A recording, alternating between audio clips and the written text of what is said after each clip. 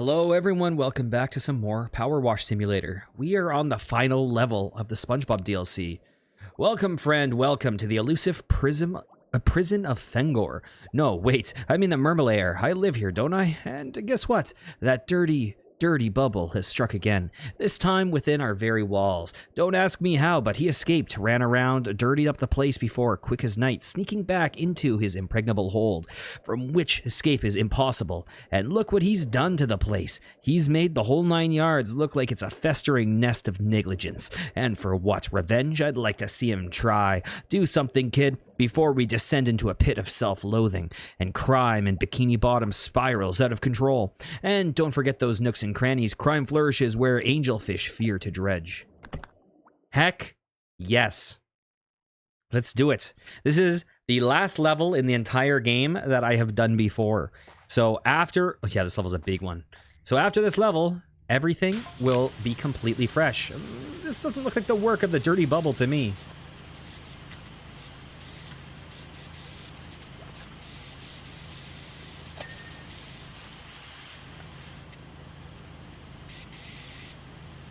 Looks more like years of persistent dirt and inefficient cleaning techniques.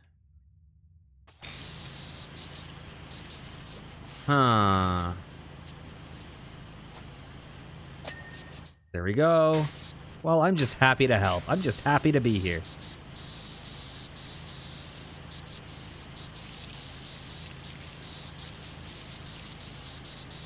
I'm just happy to have a seat at the table. Okay. I think we're gonna have to clean up stuff in those cracks. Okay, so both the metal part and the wood part are... okay, we do have a soap nozzle. Both the metal part and the wood part are one object. Excuse me, let me grab this, please.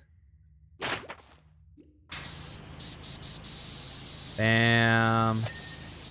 Hell yes. Okay. Should I clean the low-down, dirty things? So, the merman let the dirty bubble loose to catch it so he could claim the bubble destroyed his lair so that you would clean it. I don't think so. Unless I wasn't paying enough attention. I think the... wait, was the bubble a separate thing, but this was... I don't fucking... listen. I just read. That's just a theory. A game theory.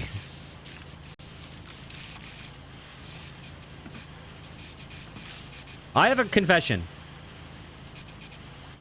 There's 2 people in this world that I know of that I can't listen to talk for extended periods of time because it hurts my throat. Because I just like self-insert into their into them. And I feel pain. And those 2 people are RFK Jr. and the guy who does game theory. Those 2 people I have to turn off after a certain amount of time because I cannot. It just I feel pain in my throat when I listen.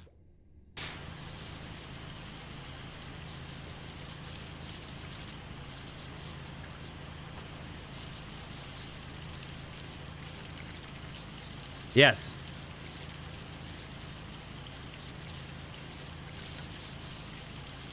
Yes.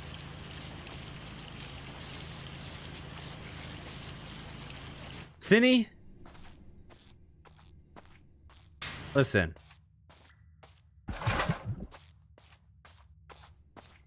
How could you? Pasta. Yes, that is how I say it. Next, you want me to turn on my webcam and drink a bag of milk?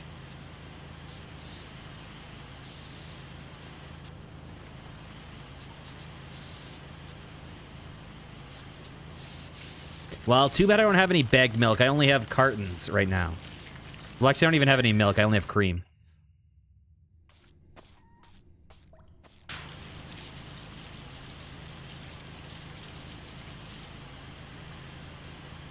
Why would I have cream? Coffee. Who buys cartons of milk? Well, yeah, I mean... wait, what do you buy? Jugs? We don't really have jugs of milk here.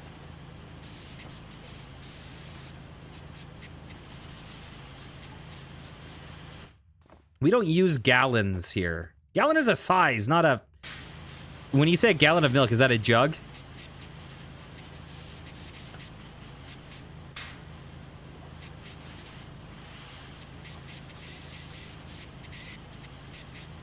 Like a plastic jug? Yeah, see, we either have... We have different size cartons. Or we have bags. And if you buy a bag of milk, it'll be one large bag with 3 bags inside. And each bag inside is a 1 1/3 liter. So altogether, if you buy bagged milk, you're getting 4 liters of milk. Mm-hmm. Uh-huh. Okay.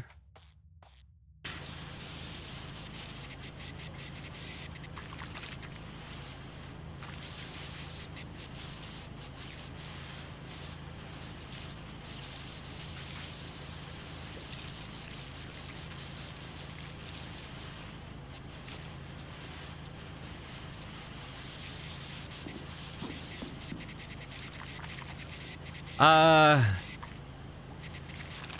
feel like it wouldn't... I don't know. I don't know. I don't know.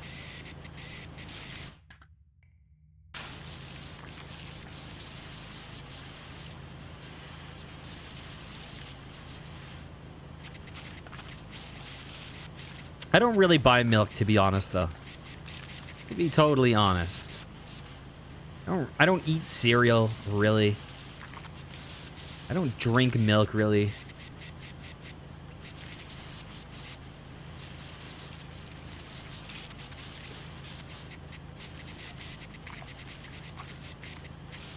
I pretty much drink water, soda, tea, and coffee.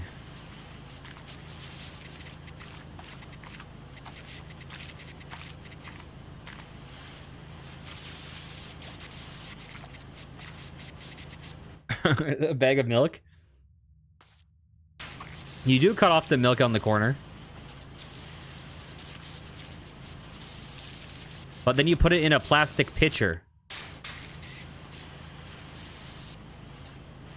Well, I should say, you put the sealed bag in a plastic pitcher, and then you cut off the corner.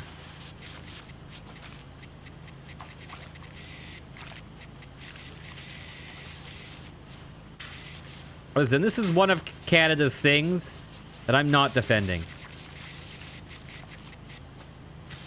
There's a lot of things I think Canada does well, but milk is not one of them. A plastic bag sits in the pitcher, and the pitcher stays... the bag of milk stays open 100% of the time, and it can kind of like... Well, you pour it out of the bag, which is sitting in the pitcher. The milk never touches the pitcher.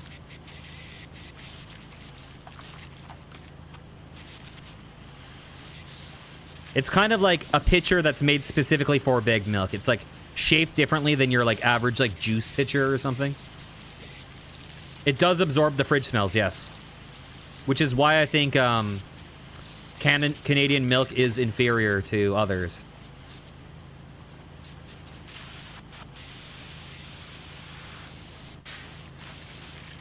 I mean, you wouldn't have that at the speed that you drink milk. That's only like if you have it sitting there for days. What am I missing? There we go.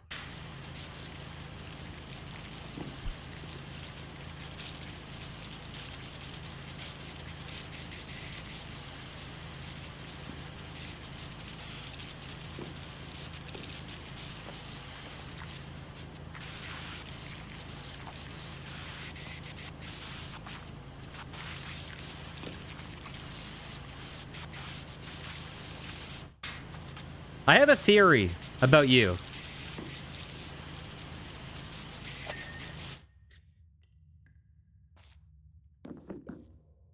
I predict... I could be wrong. But I predict that you are a raw milk family.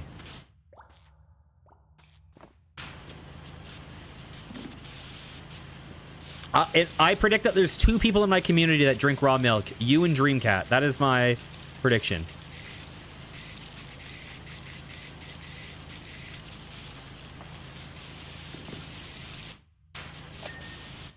Oh, is it illegal where you are?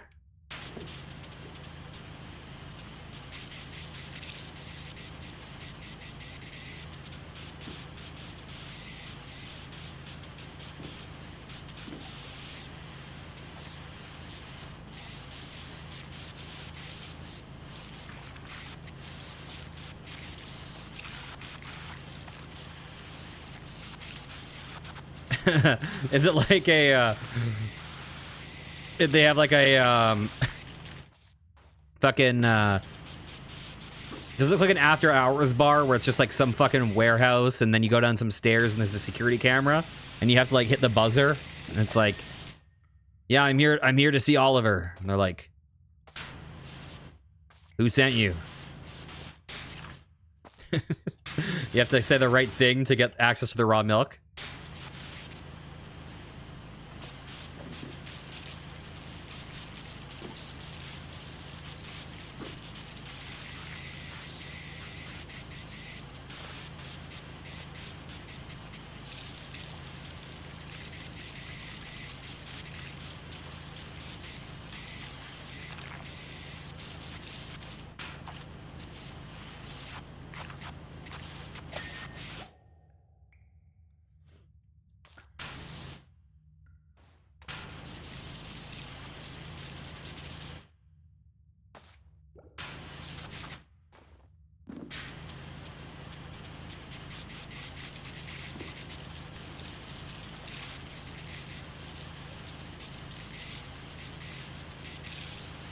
Bam.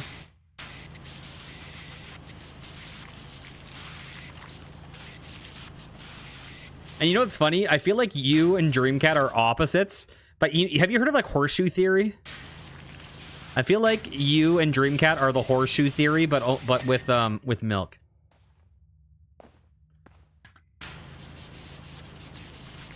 Like, I feel like you're the like traditional farmhand, like living, you know, like we live on the farm, we, you know, milk the cow naturally, blah, blah, blah. And then Dreamcat is like the like hippie granola type.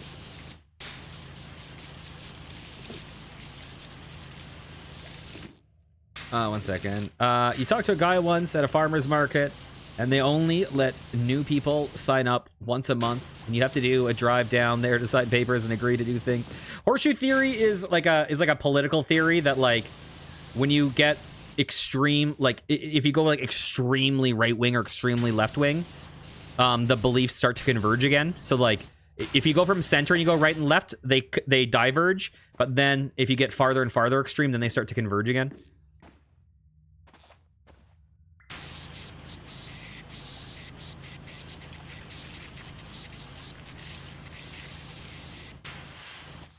So I basically view her as super hippie and you as like the opposite of a hippie, but yet you're converging on raw milk.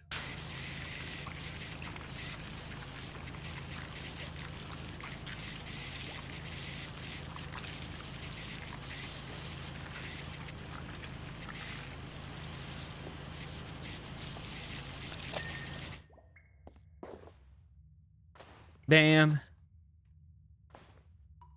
What should I clean? Maybe this?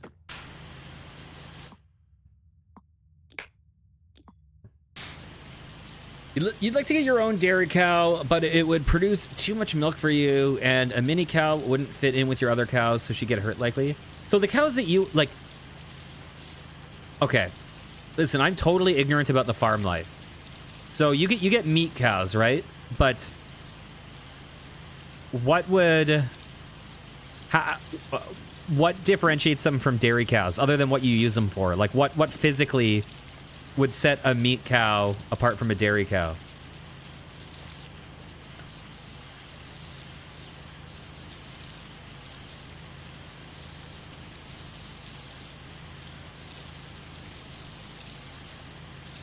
Oh, why? Because goats are annoying and chew on everything?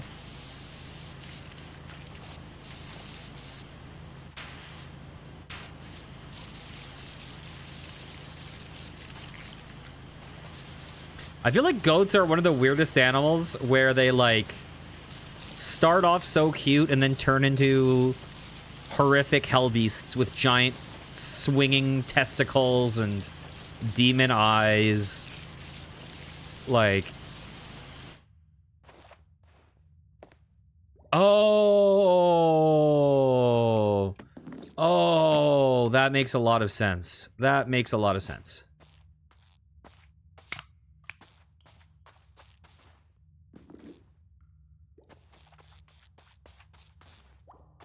Where's the ladder? Where did I put it up? Here? I think I put it up back here.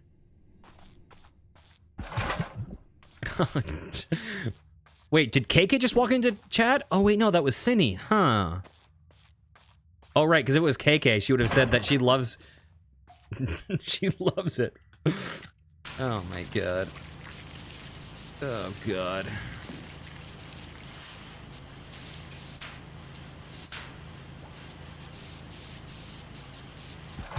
Can I, like, put this back somewhere? This is kind of annoying as fuck. That I can't really get a good angle up here without using the ladder. But I can't get a good angle on this stuff because of the ladder. Oh, God.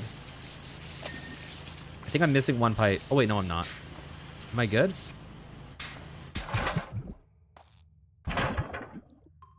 Bam. Am I missing anything here?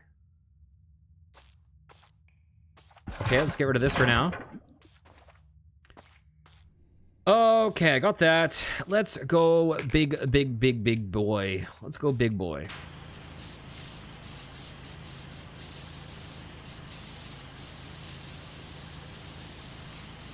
So, at least the big two are the little ones are half normal cow breed and half meat breed. So when you have like bulls that are made for breeding cows, is there anything that sets them apart?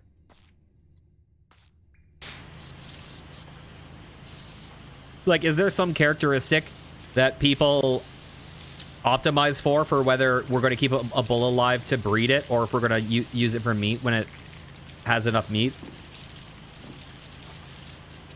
This is a crazy wall. Oh, pay attention to all the names of these tools that we clean, because they are all... What is that? What are these guys called? I'm learning about that farm life today. This is like I feel like Joe Rogan interviewing a guest right now.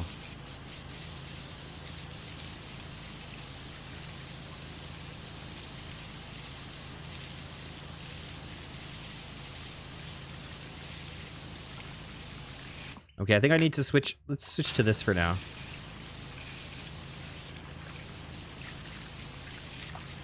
Actually, maybe I'll go long.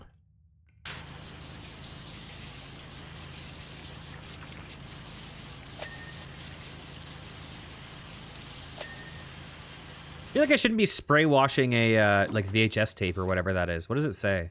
Lost episode?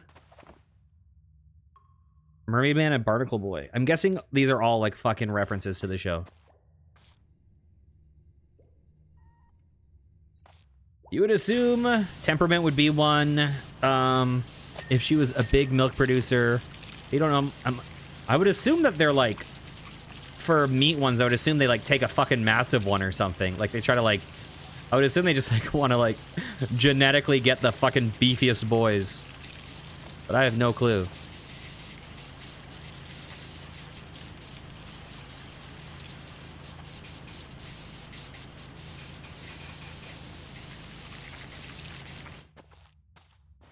Excuse me.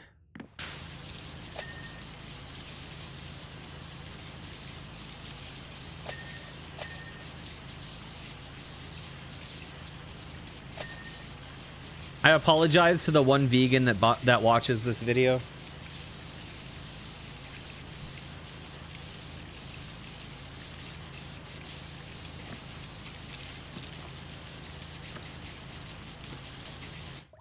Oh God. Let me climb. Let me climb. There we go.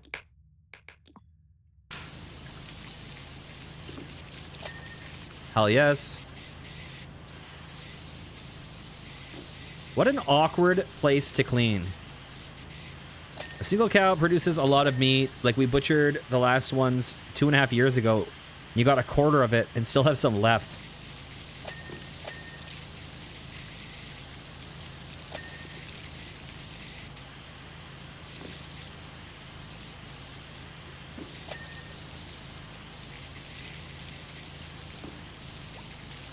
So they're like expensive as fuck, but they pay off over time.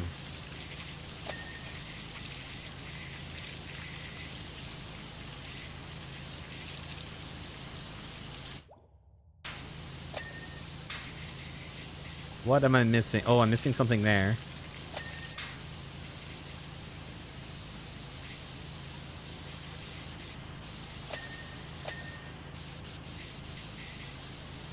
Bam. Am I missing anything else here? I am down there.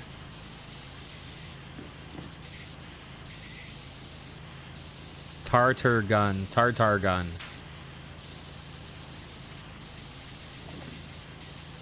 Okay, some of this stuff I might need to spray underneath, to be honest. Huh. Nice, nice. Balls of steel. Oh. Do I really need to power wash the sole of a goddamn boot? Just fucking wear it. Special blender. Cosmic Ray. Cosmic Ray would be a sick nickname for an astronaut.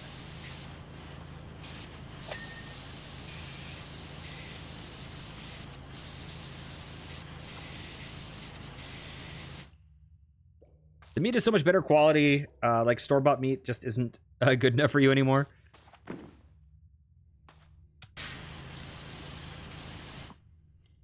Well, the cows aren't fun when you're pregnant and you have to carry them over a fence or whatever.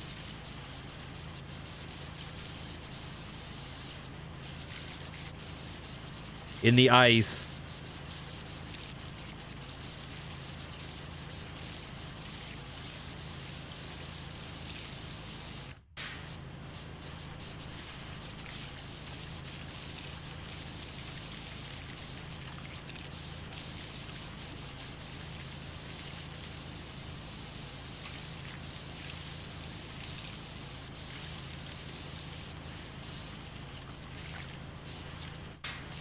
Okay, I have a question that would be that will be maybe upsetting for some viewers.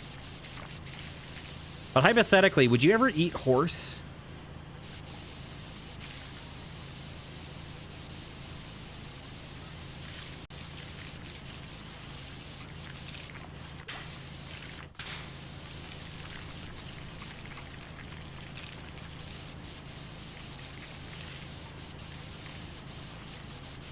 I would too.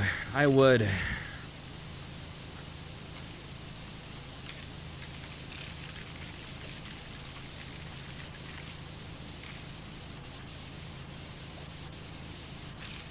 I wouldn't seek it out.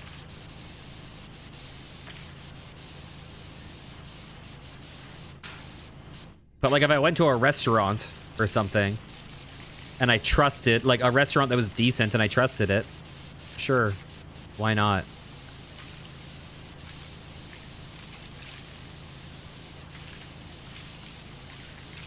I mean, I know like worldwide it's really common.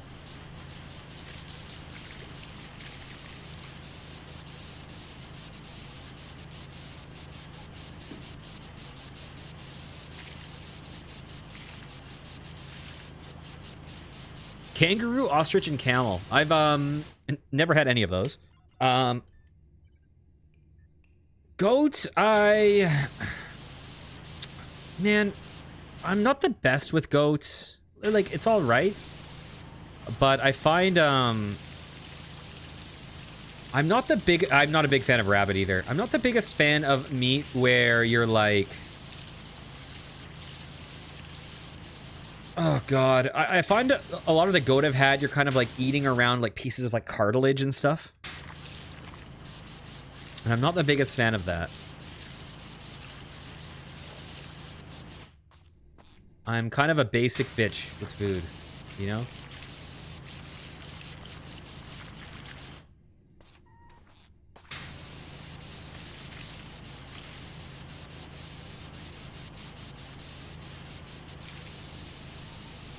Oh, nice. I've never had that. I've only really had it in, like, some, like, I'm trying to think, like, I think I've had it in, like, Caribbean. I've had, like, oxtail from Caribbean.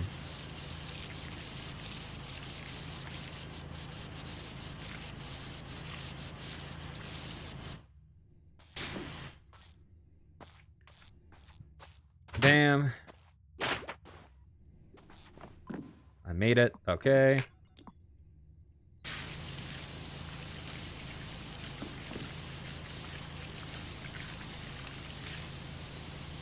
Shepherd's pie from lamb a couple of Christmases ago. You weren't a fan, but the lamb from the...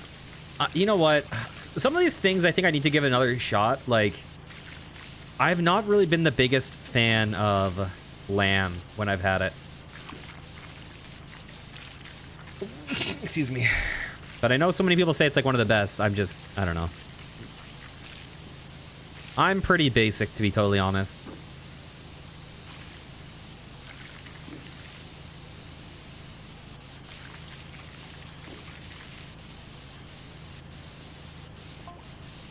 The costumes of the International Justice League of Super Acquaintances.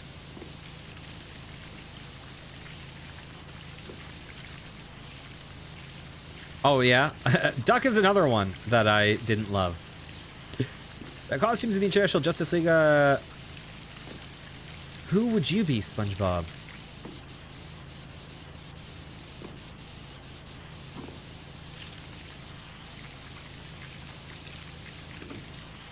I'd be the elastic waistband. With those stretching powers, I could change the channel without finding the remote.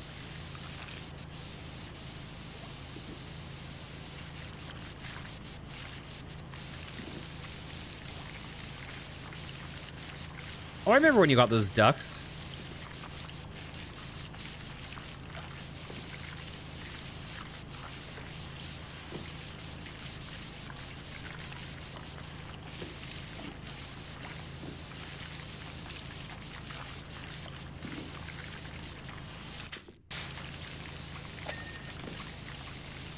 You know what I used to love when I was a kid? Although, and I haven't had since I was a kid? Frog's legs. I haven't had that since I was a child, though. It's just weird that I was picky about so many things when I was a kid, and yet I, like, loved frog's legs.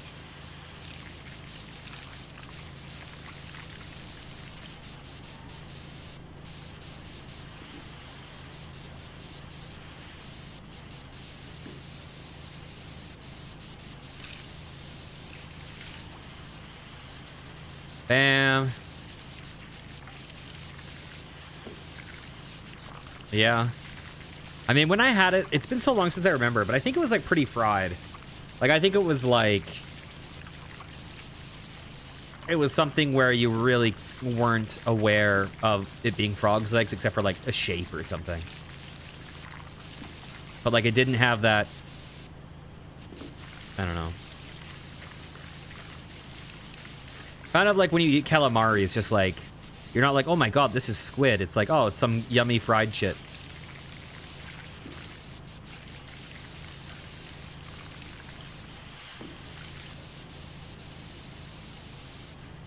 I have had escargot. It was, like, taste-wise, it was fine.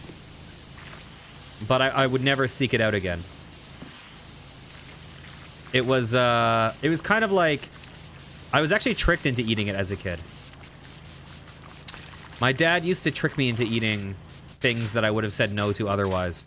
So I think with that, he said they were like garlic button mushrooms or something. Like breaded garlic button mushrooms or something like that. But yeah, it was just kind of like in a garlic buttery thing, and it just kind of tasted like garlic butter. Like, I don't recall it having a taste in and of itself besides what it was served in. And it was that kind of, like, I believed it was mushrooms, so it clearly had a mushroomy texture.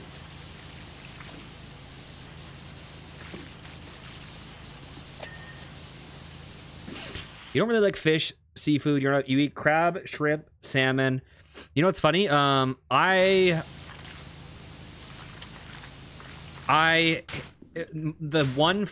one like meat I avoid the most is shrimp. Shrimp is one that I have a problem with. But I like a lot of fish. I love sushi. I like crab.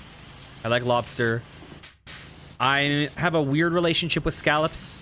I'm not sure how I feel about it. I think it's okay, but I don't know.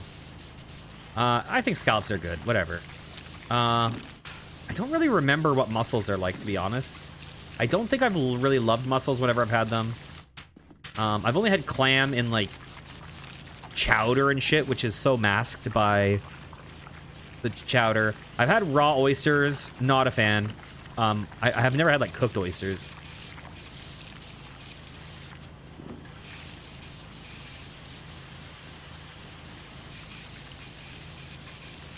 When you were pregnant with one of the kids, we started eating salmon because it was something healthy that didn't make you sick.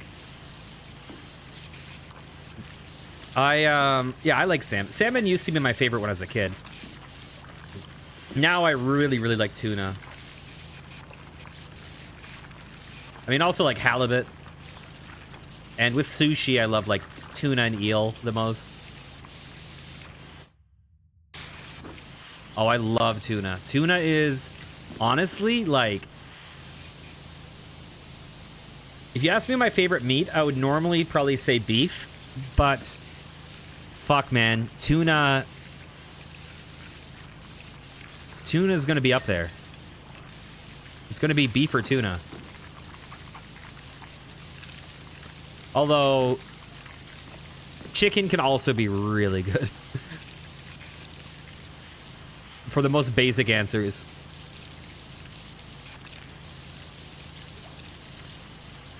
Well, there's also things where it's like...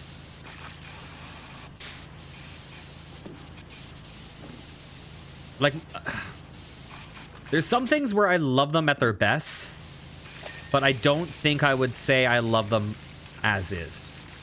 So, for instance... Calamari is one of my favorites. I love calamari. But, I've had, like, raw squid. Not a fan. I love takoyaki. One of my favorites. But I've had raw octopus. Not really a fan. And there's others like that. Like, fucking turkey. Turkey dinner. Turkey sandwich from, like, turkey dinner leftovers. One of the best. But turkey, anything else, fucking blows. Like, sandwich meat turkey, like luncheon meat is like, ugh. Fucking turkey pepperettes, turkey bacon, turkey jerky, all that shit. It's like, get the fuck out of here, turkey. I'll see you on Thanksgiving. 100, you did not tell me that, no.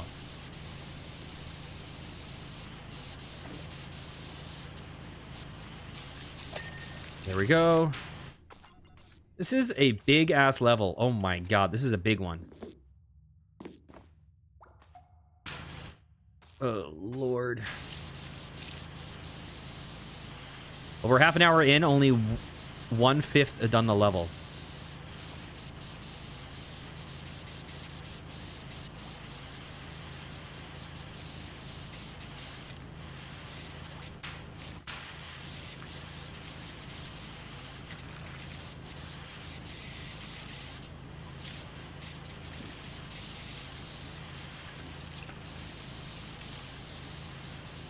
How the hell? How much space is needed to have 150 chickens? That is insane.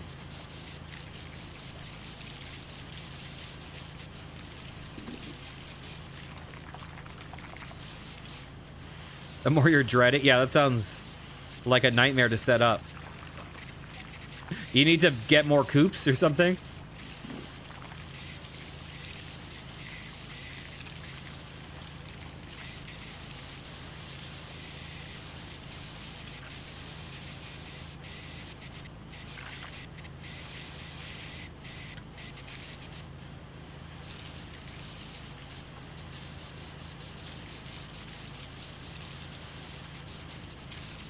That sounds ominous.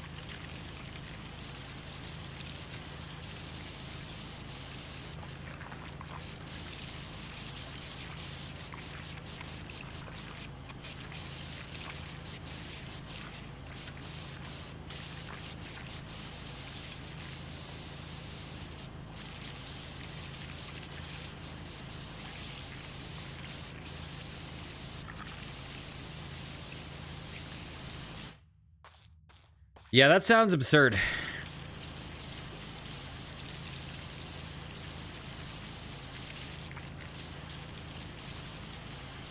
Are you legally allowed to sell that, or do you need like some sort of license or anything?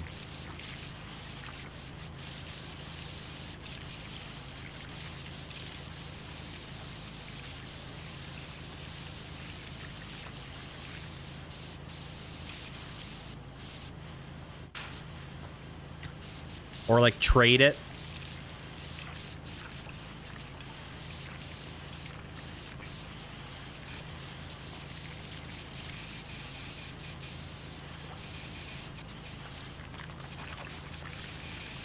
Are you going to be providing meat for like your mom, your sister, etc.? Like, is this like a communal thing that you're you cannot legally sell birds that you butcher yourself. If we took them to a butcher and sold it. Oh, interesting.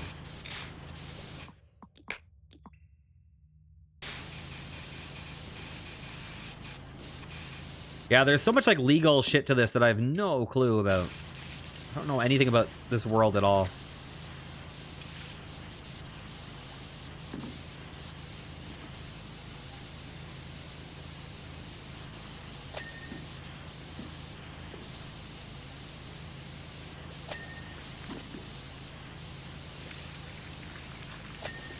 There we go. But if someone just decides to give you money and in return you decide... She said joking? IRS?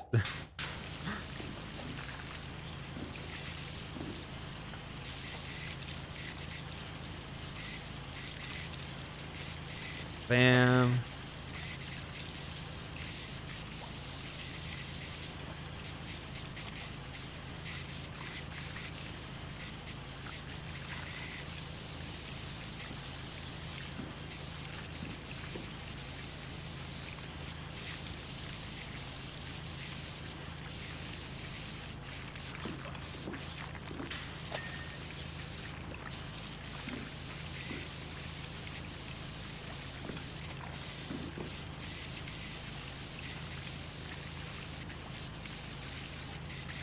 Bam.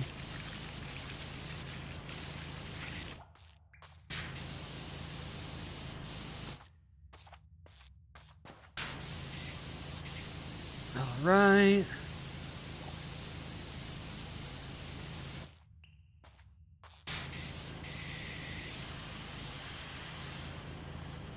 Where am I missing this shit? Oh, there, I saw it. Here we go. Your sister wants 25. You're also going to try to can some of them. Oh, interesting. I wonder how long the canning stuff lasts.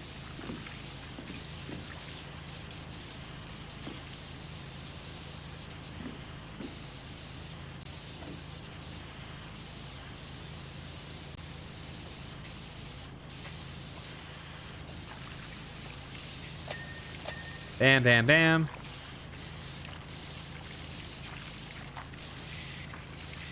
Oh, I just saw something. The pulley belt. Nice. Yeah, I just watched a video the other day that was someone drinking World War II canned water. But it was like... it was clearly not good still. Because the aluminum or whatever it was had started corroding in the can. So the water was like kind of brown. But they tested it chemically. I think it was like Nile Red or something. Okay, let's see. Should I go extra long?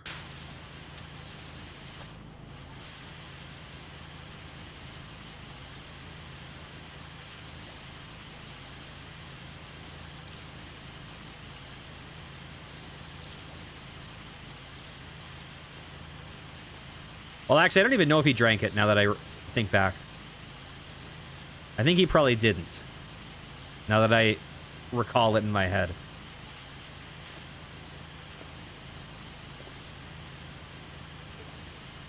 I'm pretty sure he just pretended to. Okay, let's see.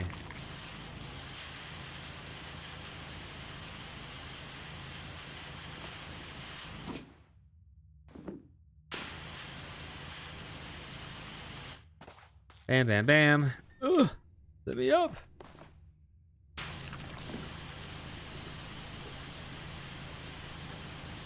Okay.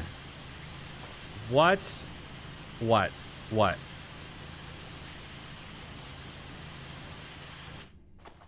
Holy Lord. Oh my God. Okay, there's a lot I need to clean there. We're like almost done this thing. Okay. I would not be surprised if this is a nearly approaching 3-hour level. Here, let's just work on this. Is that all grime? It is.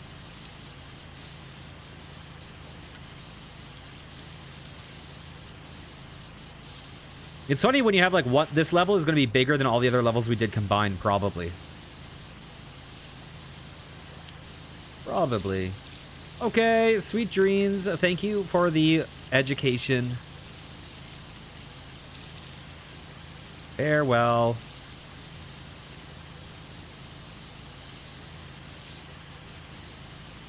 Right. Clean that up. Okay. I think I'm missing some shit here, but let's get the seams.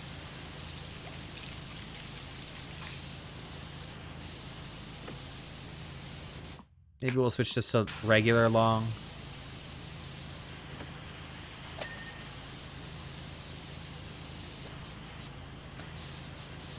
PT full. Excuse me.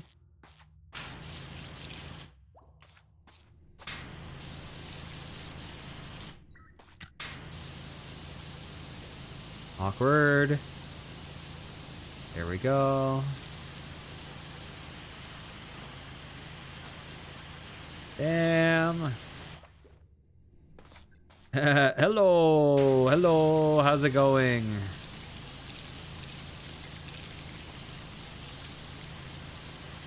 Bam. Okay, time to switch to the long con.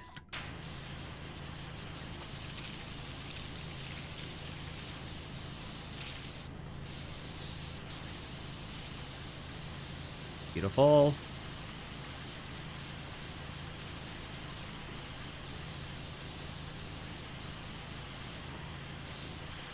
What am I missing on the pillar face? I see some stuff up top.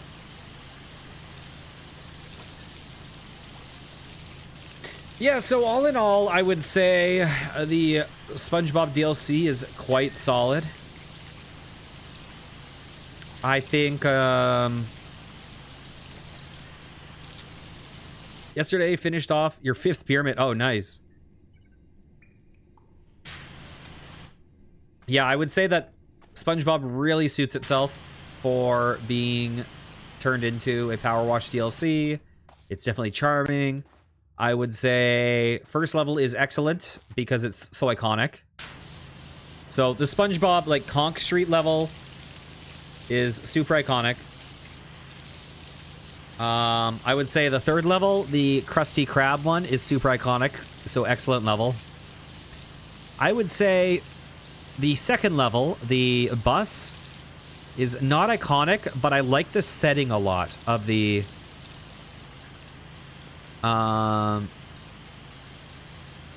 So I would say gameplay-wise, it's kind of the most meh level, but I like the setting. Being down on the bottom of the pit. I would say Power Air Simulator. Yeah, you can see bubbles coming up from it. I like how it's a like totally unique pressure washer for this level compared to every other one. I would say the hamburger car level is... I don't know. I don't love that level. But it's, I mean, it's a cute car. It's pretty iconic. It's probably more interesting to wash than the bus. The invisible car level is super gimmicky, but it's cute. It's a fun little gimmick.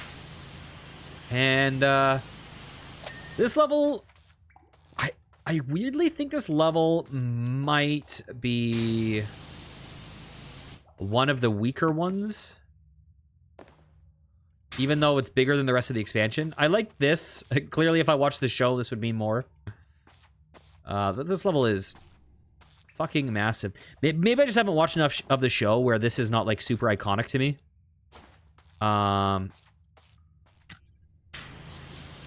Listen. We do what we do.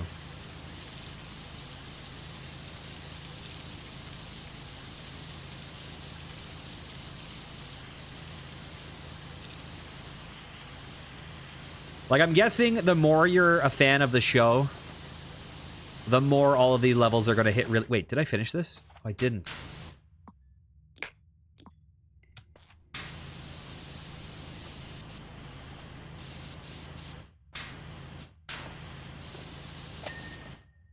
What about up here?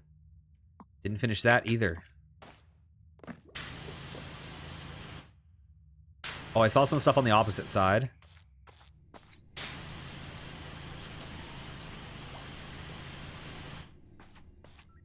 Yeah, I feel like Simpsons and Rick and Morty would make fucking awesome collabs. I feel like Marvel or DC would probably make a good one. I'm sure Indiana Jones would, but that would be obviously very Tomb Raider-like. Just trying to think of what would make awesome collabs. Like, super iconic.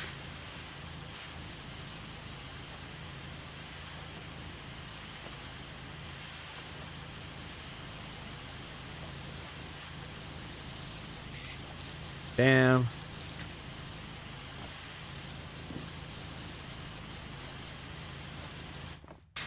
If you could have any, like, dream collab DLC for this game, what would it be?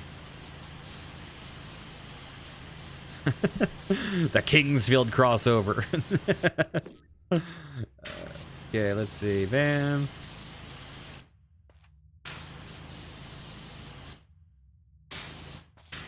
Like, fucking Nintendo would... If there was, like, a Nintendo crossover, that would be fucking sick.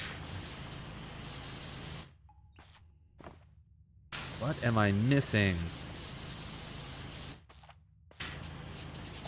There we go.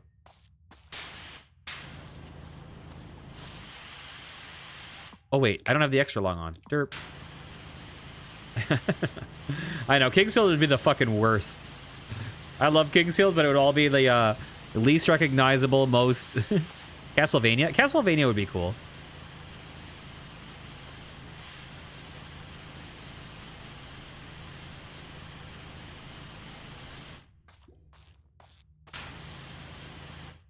I'm trying to think of games that, like, would have something super iconic. Like, Castlevania, I'm trying to think what you would do in Castlevania. Like, you would clean the throne room for sure.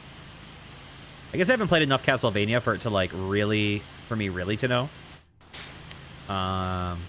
Maybe an upside down room. They would have to do an upside down room in Castlevania.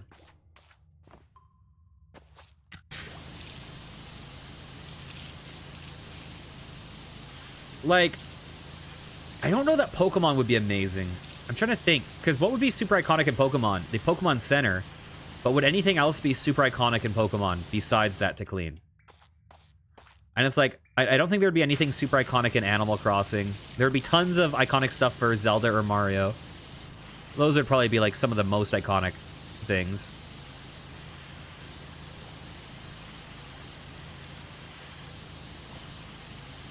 Obviously, I would love fucking Doom cleaning E1M1, but that feels like it's like crossing over into Viscera cleanup detail.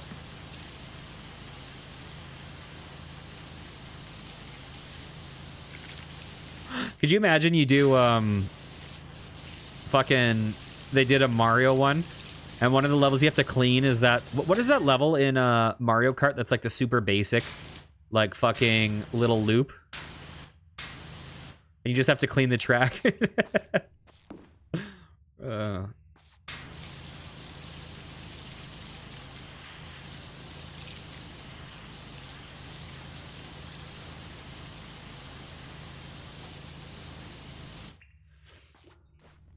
Probably. I haven't played Mario Kart. I think I've only ever played one Mario Kart game, and I think it was for the Nintendo DS. So it's been so long. So like the only one I know off the top of my head is like Rainbow Road, because everyone knows that.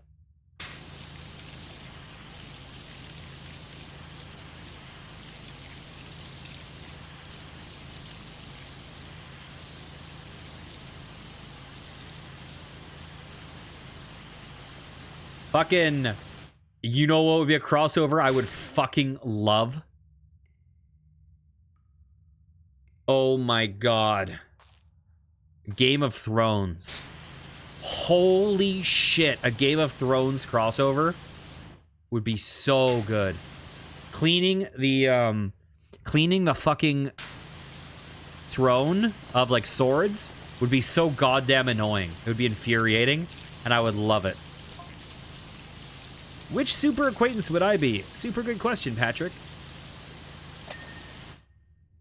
Oh god, there would be so many good locations in Game of Thrones. Lord of the Rings would also be good. Lord of the Rings would be really good. I'd be the Quickster, able to travel vast distances at the speed of light. And Harry Potter would also be great.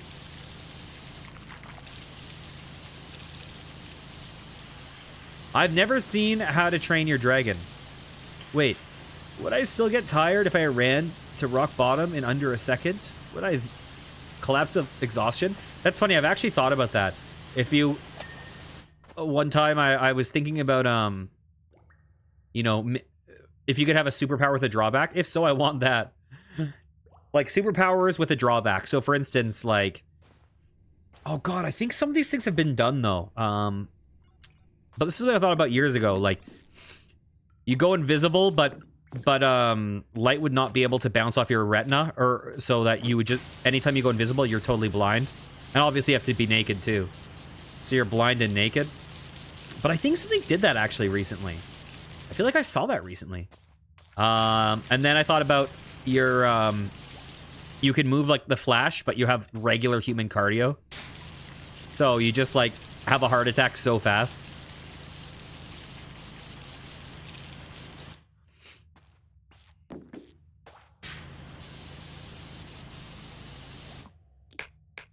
Bam.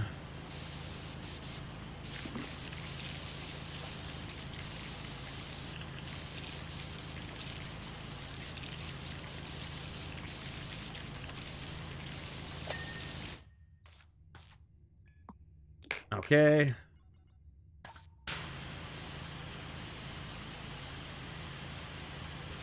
Am I on extra long? I am. You know what? While we're here, let's go short. Let's just do this.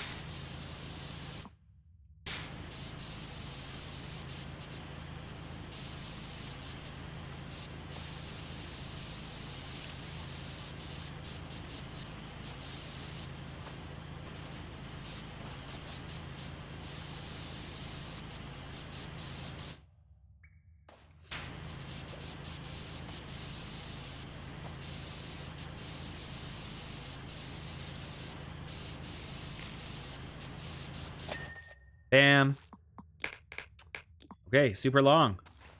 Final Fantasy Blitzball Arena. God, there would be some good things in Final Fantasy. I feel like... I do feel like Final Fantasy VII is by far the most iconic.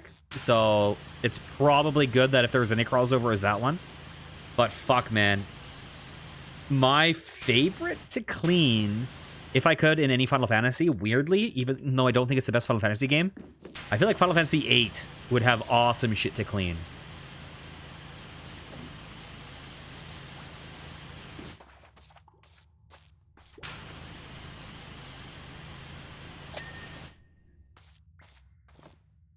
Final Fantasy X has really cool areas, though.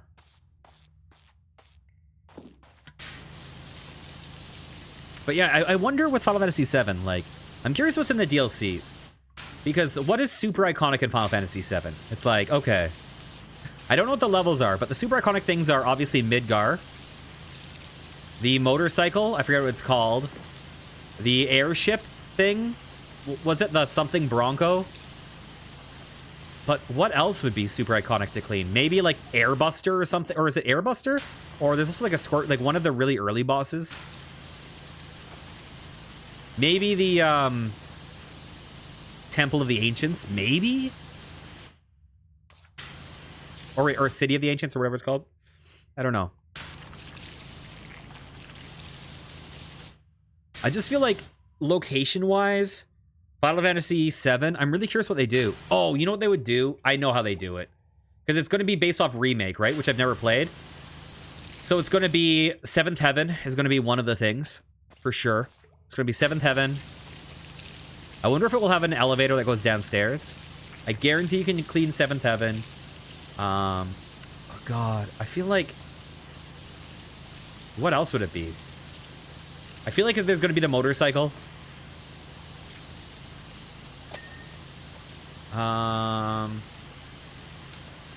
I don't know how far the remakes are in the story, so I'm kind of doubting they have the Bronco thing, and I'm kind of doubting... Oh, what if there's like a miniaturized golden... Oh, the golden saucer is super iconic.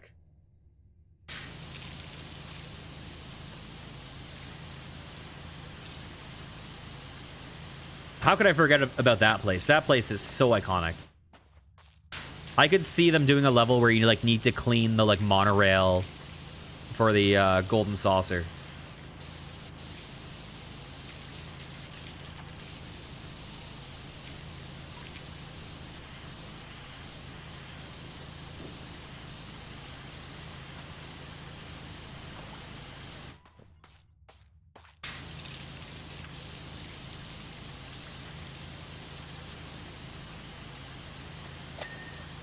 You know what? I've almost never seen a Bond film.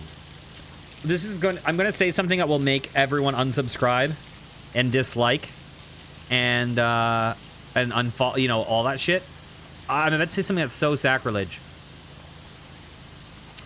I've seen 2 James Bond films in my life, and both of them I fell asleep during. I was really young. I'm not saying they're bad or anything. It's just the truth. The 2 films I saw were both when I was a kid. They were both Pierce Brosnan films. I think it was Tomorrow Never Dies and The World Is Not Enough. Those are the only 2 I've ever seen, and I fell asleep during both of them.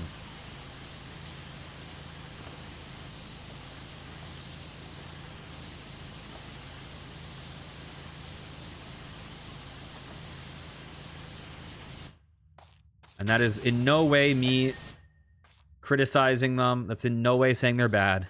I honestly don't remember them at all. But that's what happened.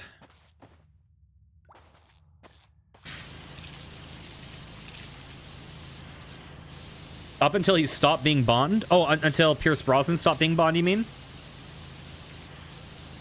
Or until James Bond stopped being Bond? Okay. So you mean you haven't seen the, like... God, I almost said the wrong name. I said Craig. I was going to say Craig Ferguson. What's the guy's name? Oh, the guy in Casino Royale? Oh, whatever. It's not fucking Craig Ferguson. Oh, yes. Daniel Craig. That's it. Thank you.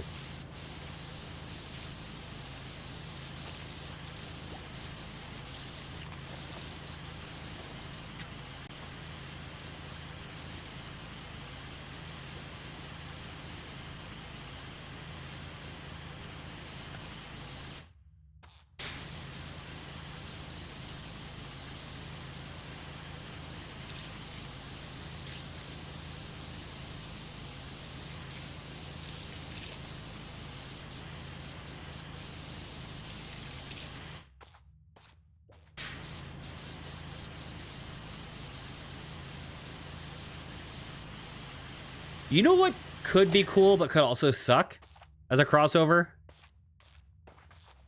Fucking, Sonic.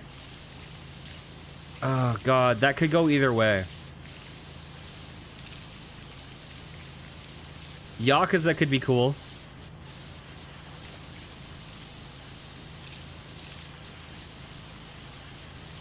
Yeah, it's weird how many games, like,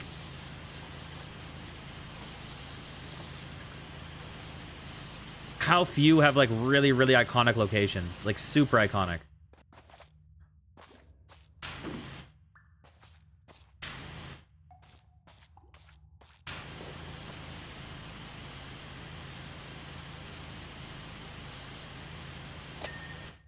Bam.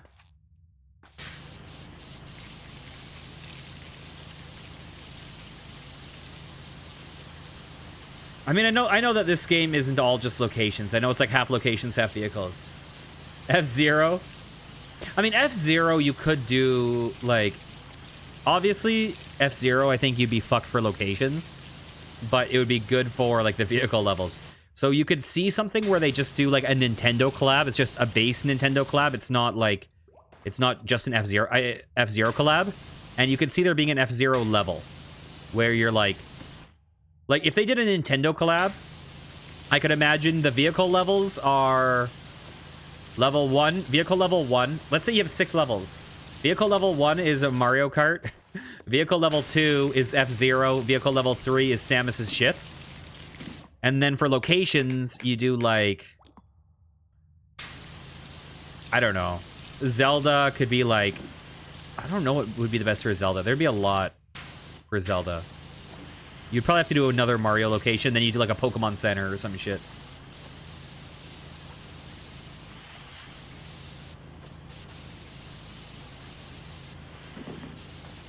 Yeah, you could probably make... If you had just a generic Nintendo collab, you could have 6 awesome levels. Hyrule Castle would probably be the way to go.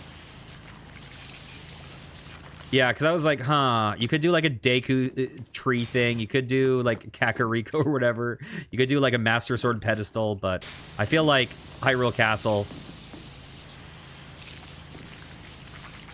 probably makes the most sense.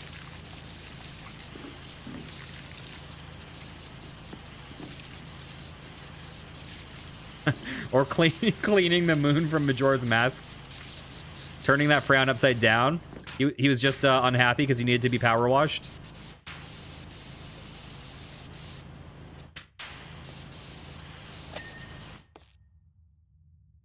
Okay, pillar face. What am I missing? Is it just on... Ooh, wrong button.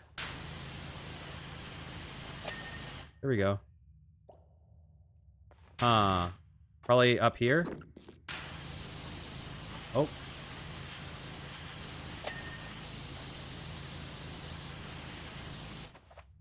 I need... Still mixed emotions about that game. So, here's the thing. I've only beaten 2 Zelda games ever. I need to stream some Zelda, actually. I like... Of any series I need to stream on here that I haven't, Zelda might be the number 1. But,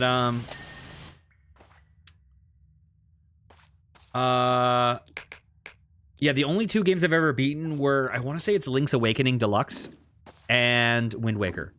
Now, I've played a little bit of Ocarina of Time, and I've played a little bit of Majora's Mask.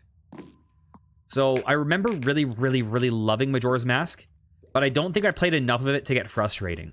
But it seemed like that's a game that was conceptually maybe the most interesting Zelda game. Like, yeah. It seems like it is, maybe there's things about it that make it the most interesting to me of the series. Wait, did I say that I beat Wind Waker? I don't remember if I said that or not. But anyways. But, yeah, I heard that they had to, like, do a super crazy churn. Conceptually, it's super interesting to me, but I could also see it being incredibly frustrating and stressful compared to other games in the series.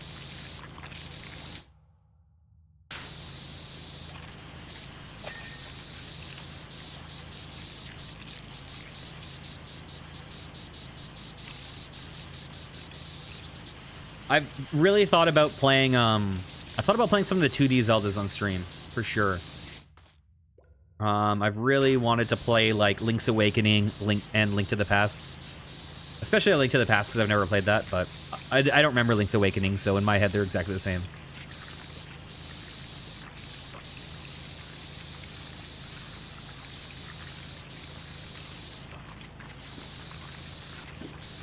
In my memory, I don't know how this will hold up, but in my memory, I enjoyed 2D Zelda more than 3D Zelda, but I know 3D Zelda's come a huge fucking distance since I played.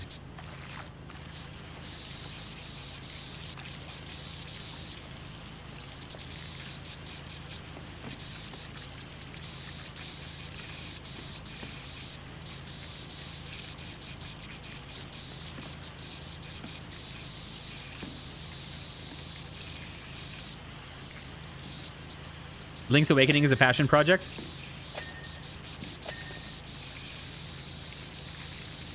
Whoa. This is not a driver's license.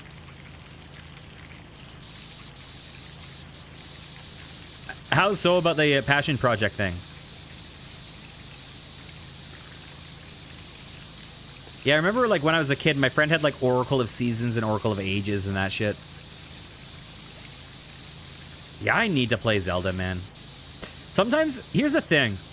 Because I have so many games on Steam, I often just forget about emulator games. I just completely forget about things like I need to play Super Mario 64 at some point.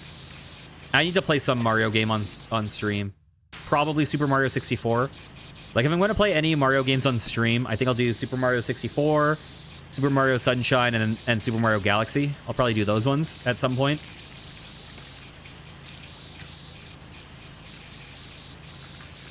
Because I've never played any of them.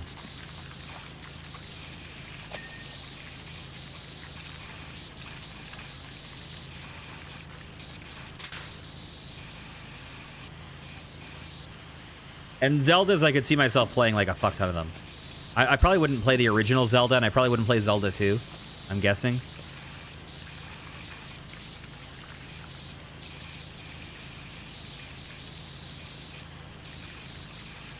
Okay, what am I missing? Do I need to crouch and get the underside?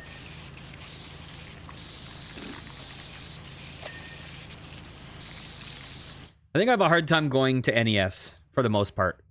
There's only one NES game I really want to stream. And that's Bionic Commando. It's the only NES game I really want to stream.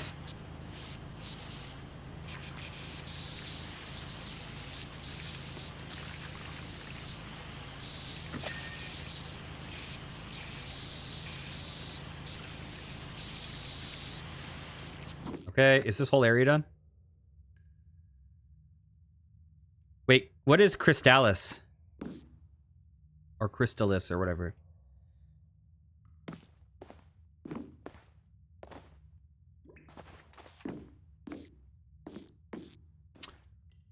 Okay, I guess we'll go here. Yeah, my first console is Sega Genesis. So it's really hard for me. Oh, cool. What console was that for? So yeah, my first console was Sega Genesis, so I find it kind of hard for me to go back I find it hard to go back pre-Super NES or Sega Genesis. Like, I find it harder to go to the 8-bit. I like modern retro games that do the 8-bit thing, but I find, in my experience, a lot of the NES games, their controls just feel so, like, the game feel often, from what I've experienced, feels really dated. I just feel like game feel in gaming has come so far. But that being said, like, one of my favorite consoles is PlayStation 1, and PlayStation 1 games feel super janky. And I haven't played enough NES games to really have that opinion. Because I know a lot of people view NES as, like, fucking peak, but...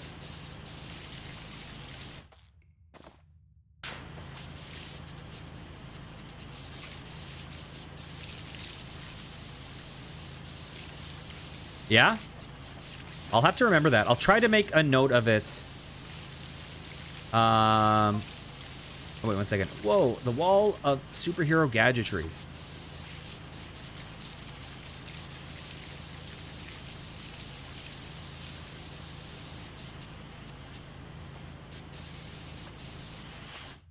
Look, SpongeBob, the bubble wand of doom, the tartar gun.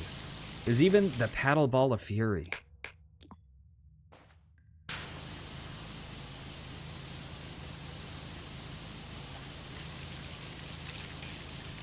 Imagine having the skill set to use that.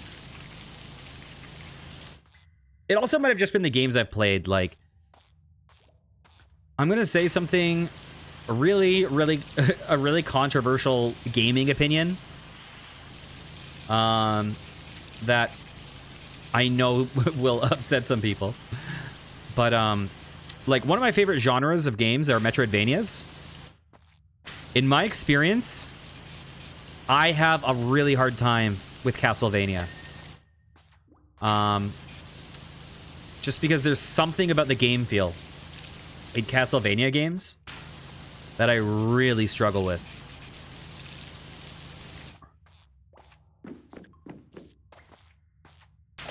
There we go.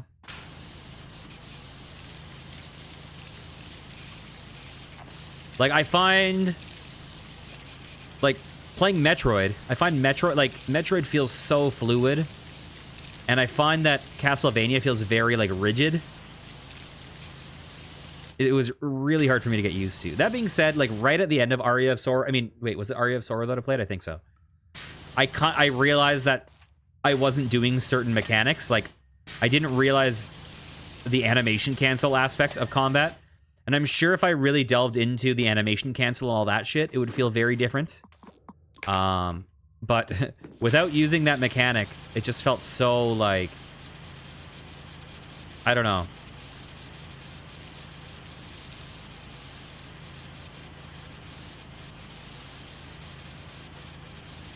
It is because it is not a Metroidvania. As you always say, Metroid games are Metroid games, and Castlevania games are Castlevania games. Both cannot be called Metroidvania. Well, I know that some people call that they'll have like Metroidvania and Igavania. I know some people say.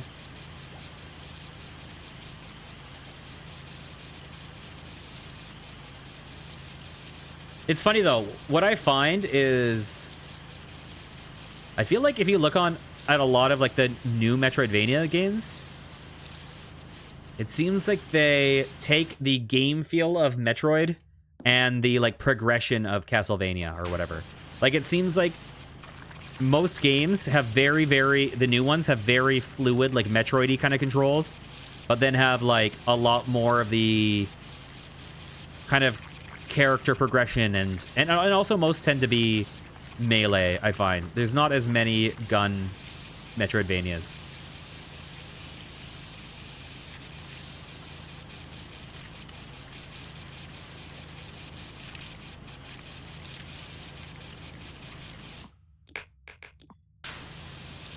You want to see? I do too. 100%. I feel like Kings feel, you know, there's a certain thing where it's like,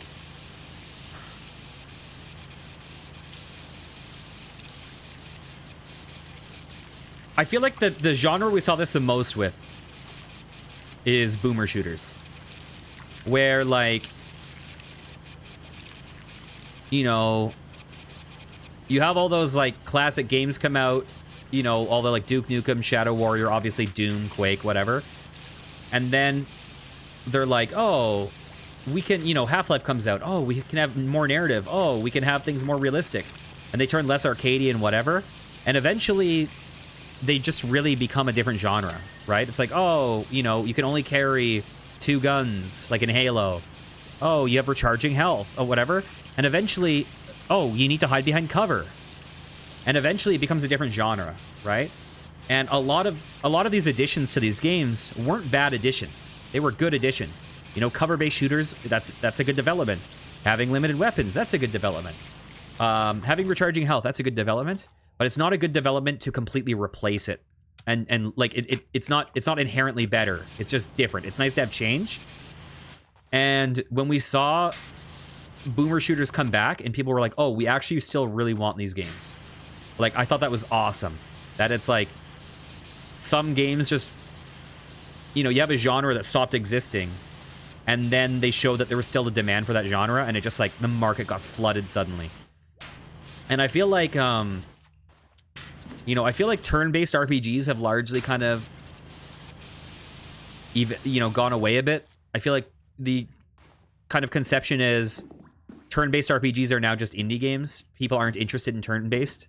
But then we've seen that that new game that came out. What's it called? It's that Expedition 33 game. And I think that I feel like after that game's crazy success, I bet you we're going to see some more turn-based RPGs again. But yeah, Kingsfield is a thing where it's like, Kingsfield feels fucking dated because the controls are kind of awful. But the progression and exploration of Kingsfield, Kingsfield holds up so much better than it has any right to. Kingsfield is fucking really good. I love Kingsfield. So yeah, I don't know how many Kingsfield likes there are. I know that there's that Lunacid, which I plan to play like ASAP. I also still need to play I still need to play the other FromSoft field likes. Like I need to play Kingsfield 4, I need to play the Shadow Tower games, I need to play Eternal Ring. And I'll definitely do this at some point, but I'm probably going to do Lunacid first. But yeah, those games, the exploration is so fucking good. And like, I love Souls-like game. Well, I love like Dark Souls, I love Elden Ring, but I don't love them because they're hardcore. I don't love them because the combat. I love them because of the exploration. I love them because they are very, very, very fun worlds to push into. They feel threatening, but you know, there's different paths to go. There's so many secrets. It's just some really, really amazing world design. And, you know, so that's why, like, I have zero urge to play Night Rain. Because the things I love about the Soul series are not what Night Rain offers. Right? I will not play Night Rain, probably. I will watch people play it. But I would definitely play another Kingsfield for sure.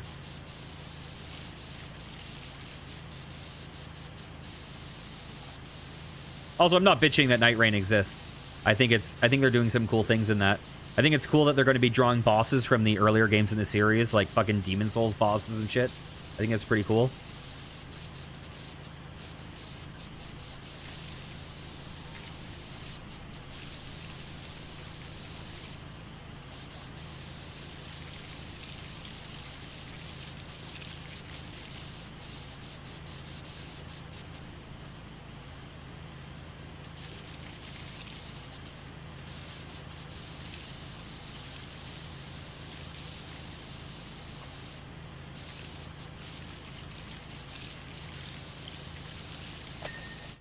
Yeah, it's funny. Kingsfield is so weird because it's oh.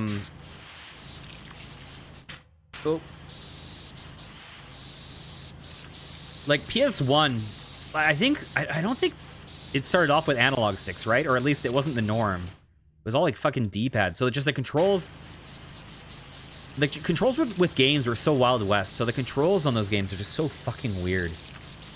But it does have some of the best exploration. I can't believe, like, for how kind of ugly of a game it is, I can't believe how well it holds up. Like, it's legitimately a super fun game. And so much of the lifeblood of, like, the Souls games are in that. Have you ever played, like, Eternal Ring? Or the Shadow Tower games?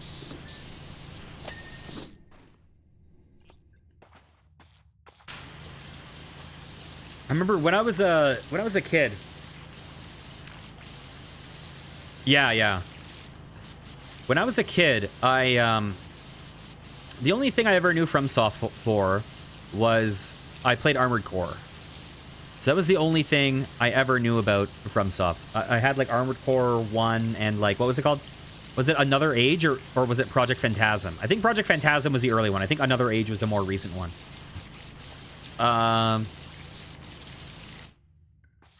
You didn't play the Shadow Towers? I'm a little bit afraid of Shadow Tower solely because I hear there's weapon durability, and I fucking hate weapon durability in hardcore games. I feel like it's just like a punishment. But when I was a kid, I was looking in the bargain bin once, and there was like a game that costed like $1 or $2. And it was called Eternal Ring. And this was a FromSoft game. I didn't know that it was by FromSoft. I don't even... And I just put it in, and I played this game. And it was my first exposure to a Kingsfield-like. And I remember being like, this game fucking sucks. I remember being like, this game is fucking terrible. What is this shit? But I'm just going to keep playing it because I bought it with my, like, $2 I had. So fuck it, I'll play this terrible game. And then at some point, it just clicked. And I was like, wait, this game is awesome. I just had a total flip on it. It was just this weird, like, discovery thing. Where I went from being like, oh, this is a bargain bin trash game. No wonder it costed $1. This sucks, to like, I really like this game. Yeah.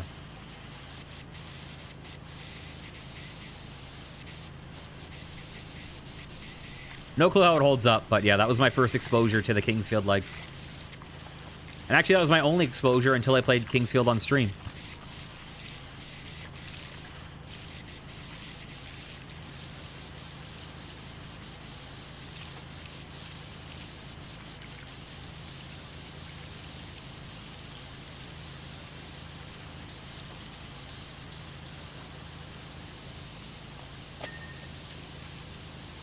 It's so bro. Oh, is it? I need to check it out. I haven't watched it. You know what was cool though was it was cool that I wait. What? How many Kingsfield games did I play? Oh, I played 4 technically, right? Because there was Kingsfield. Oh god, the naming scheme is so confusing because of the right. Because I also did the pilot style. I did like Kingsfield Japan, Kingsfield 1, which is Kingsfield 2, Kingsfield 3, and Kingsfield pilot style or whatever. Yeah, I still need to do Kingsfield 4.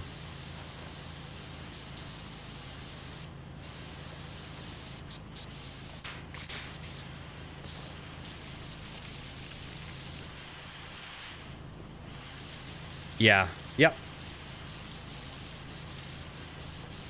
It's funny because the Kingsfields are weird. Because they're like... You know what they remind me a little bit of? But I like them way more? They remind me a little bit of those, like... I don't know if you ever played them, but like those old PlayStation, PC, or like DOS, like Dungeons and Dragons kind of gold box, like fucking Eye of the Beholder, those games. They really kind of have an Eye of the Beholder vibe going on, except I don't know how much... I feel like I would hate Eye of the Beholder now. I used to play it as a kid, but I feel like I would struggle with those games.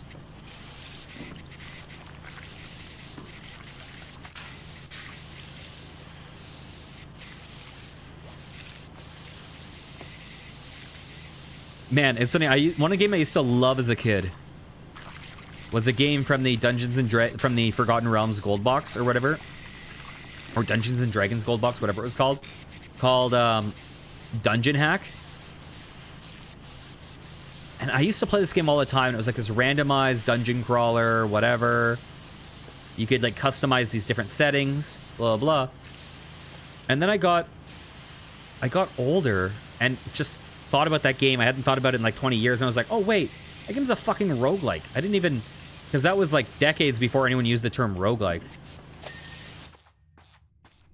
The Secret of Kingsfield game is... Oh yeah, for sure. The Circle Strafe.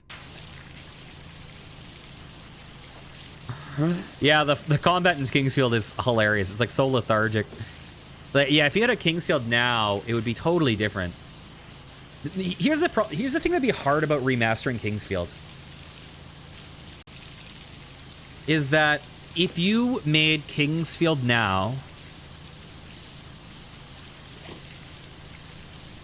I feel like it would be way easier.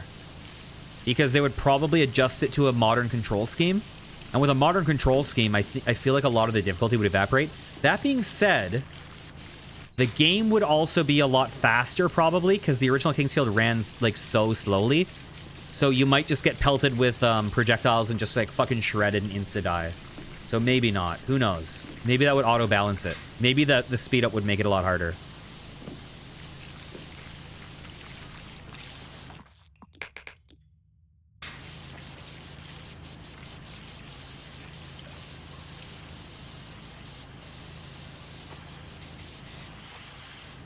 Oh, oh, oh.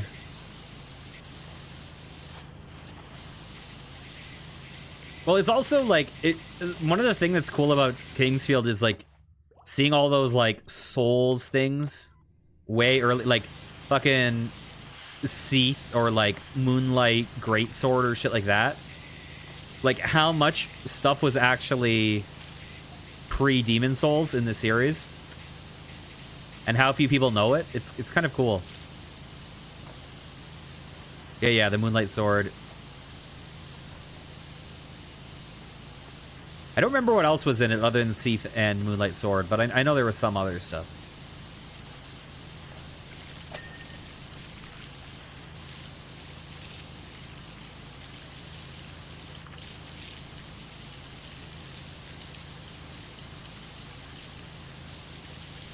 I would fucking I would fucking jizz my pants if they announced a Kingsfield 5, but that will never come out. There's no way. Why would they?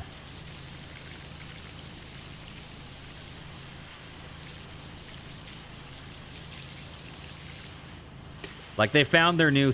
I was going to say they found their new formula, but they're actually experimenting a lot. Like, because what? They have Night Rain, which is a roguelike, or a multiplayer roguelike, right? And then they have...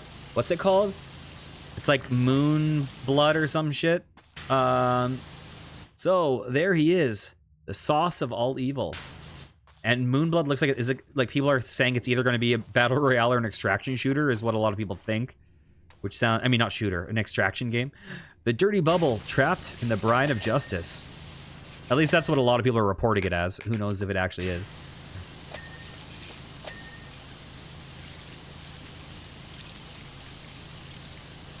You thought you were salty, but not salty enough, my filthy friends.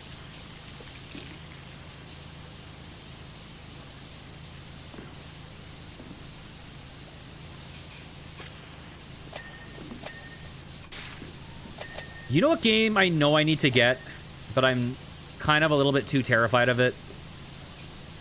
Is Nine Souls. I know I need to get that, but I feel like I'm gonna fucking suck at it and hate it.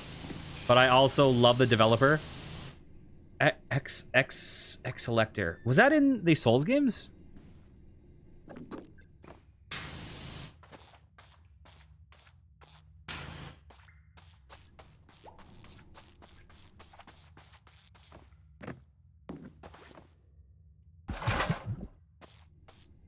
I'm trying to remember. That word sounds so familiar, but I forget what it was. X-Selector. Was that a sword?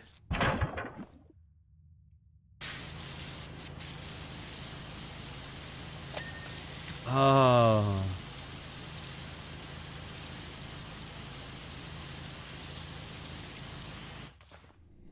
Yikes.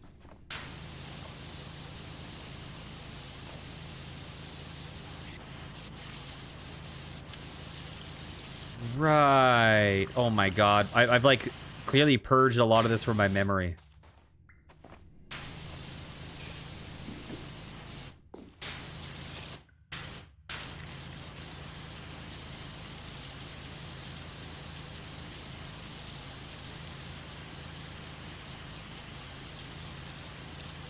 Okay, we'll deal with that after.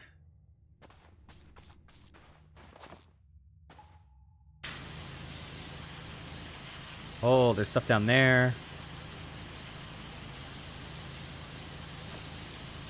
Beautiful. Excuse me. There we go. Can you... Oh my god, I'm struggling. Oh my god. Oh my god. Can I put this somewhere else?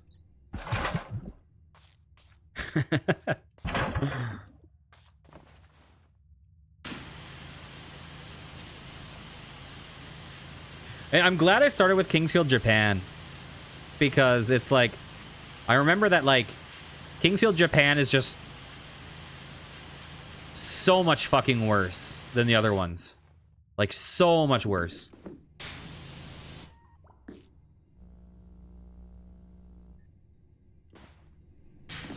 That it would probably be hard to go back to that one from the other ones.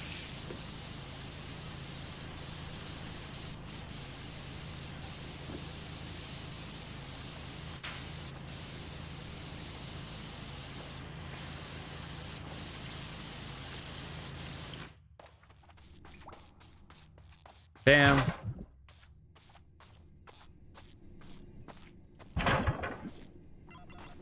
Yikes.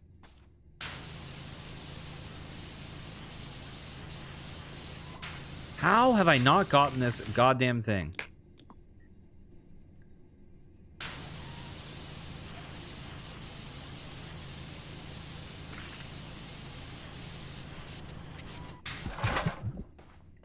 There we go. This on there. There we go. Yeah, I can imagine. I remember liking 2 a lot. I can imagine going backwards from 3 to 2, but Kingsfield Japan is just so much worse. I am really excited to do Kingsfield 4, though, at a certain point, because each number in the progression, like, the worlds do feel so much more alive. I am afraid of Shadow Tower, though. And the next one in the chronology that I had to do, because I think Kingsfield 4 came out after Shadow Tower. So I think the next one I have to play is Shadow Tower.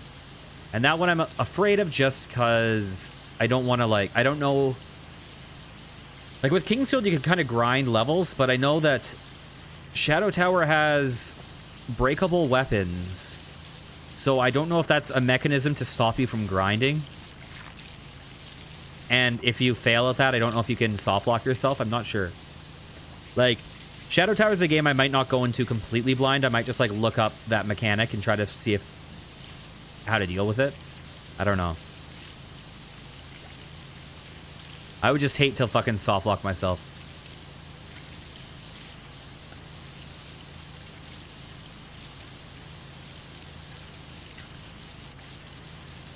And then there's that... What's the sequel to Shadow Tower? There's a Shadow Tower sequel, and, like, you get, like, a gun in it. Like, it's, like, part shooter. It's weird.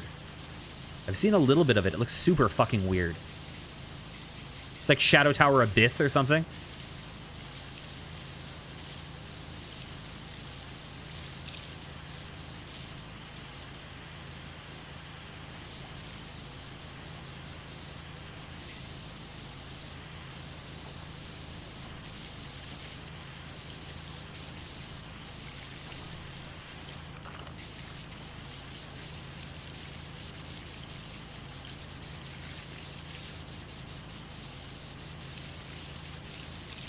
Bam.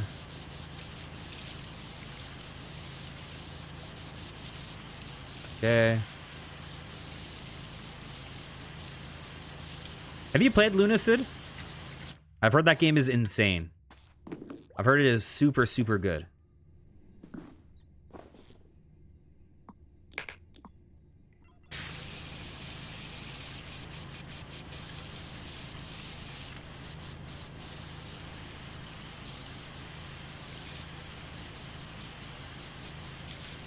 I've seen that there's a few indie Kingsfield likes recently. I'm trying to remember the other ones that I saw. I've wishlisted a few, but I can't remember what they are called.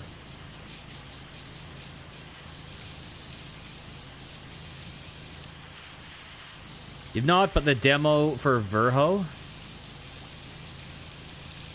was interesting. I'm not familiar with that one.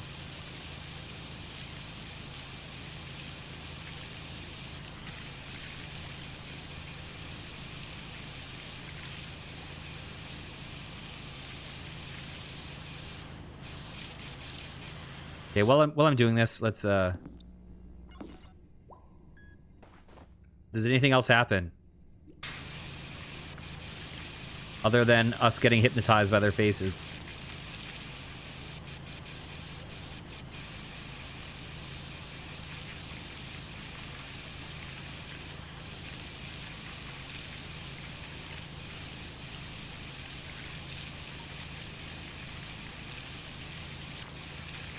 Yeah, I've heard by like the end of Lunacid, it's like really fast paced where you're like basically like flying around. So I imagine it's like Kingsfield, but the pacing goes very, very different.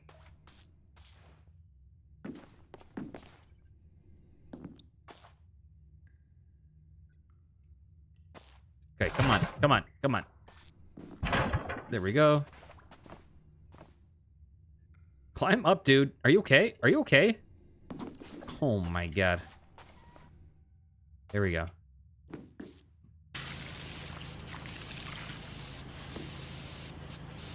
My character lost the ability to climb the ladder.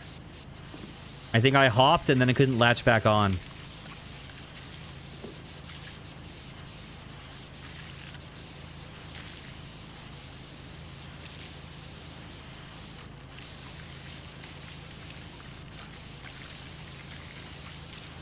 Okay, we are getting there. 88%. This is a big-ass level, but we are getting there.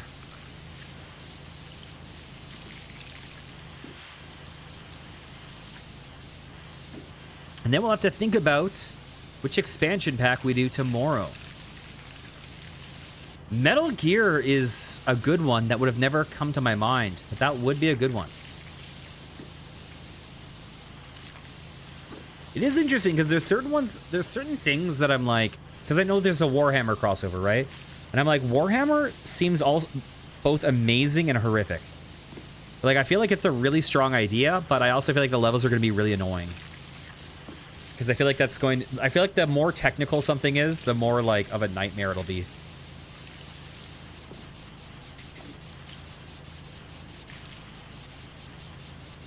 Whereas I feel like Wallace and Gromit, well, even though I don't like really have any attachment to Wallace and Gromit, I feel like Wallace and Gromit is probably a very, very good crossover for the game. Just because of the animation style, it will probably be like, make for very fun, simple levels, I assume. Whereas I imagine Tomb Raider will be very technical. Well, it depends. Because from what I've seen of Tomb Raider, it seems like it's a lot of like Lara Croft's mansion, so those might be a bit simpler. But if it's like ruins, I would imagine those are pretty complex.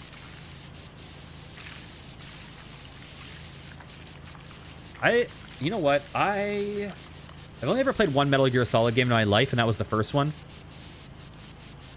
Although I did watch playthroughs of all of them except for 5. Or I haven't seen 5 or Ground Zeroes.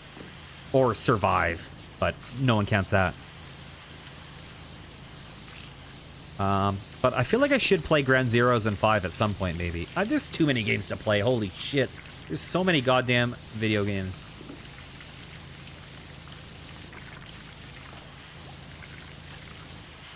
Okay, what am I missing?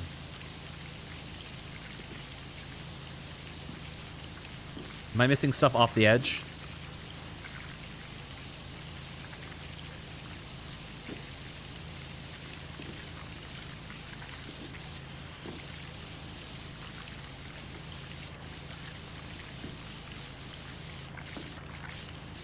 You know what video game series I'm a little bit afraid of playing is Devil May Cry. Because I played the first one when I was a kid and I fucking sucked at it. And so now I'm terrified.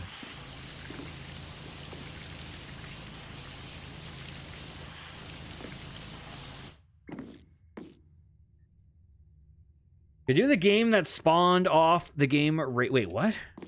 Could do the game that spawned off the game Race and Chase? I don't know what you mean. I don't know what Race and Chase is.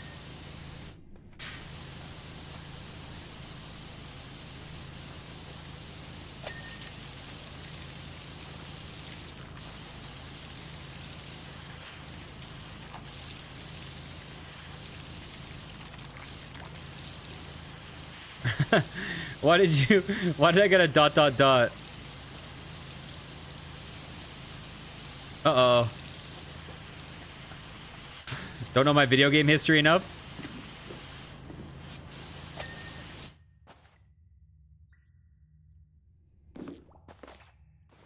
Yeah, I definitely have very gappy history. Race and Chase sounds like a fucking old game. I feel like old-ass games used to have that, that name scheme. I've not heard of DMA Studios, no.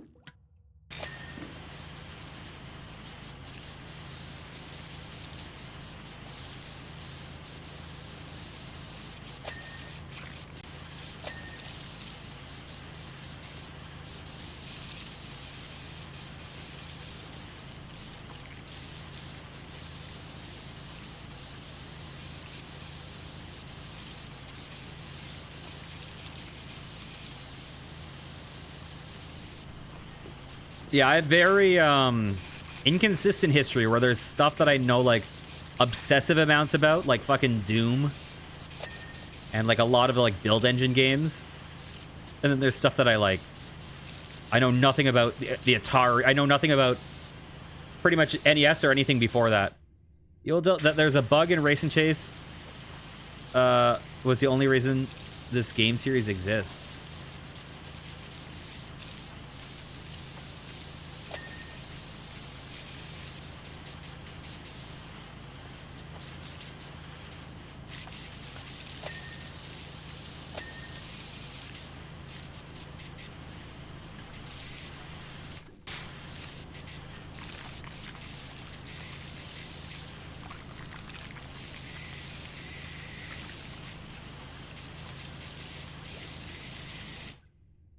Grand Theft Auto.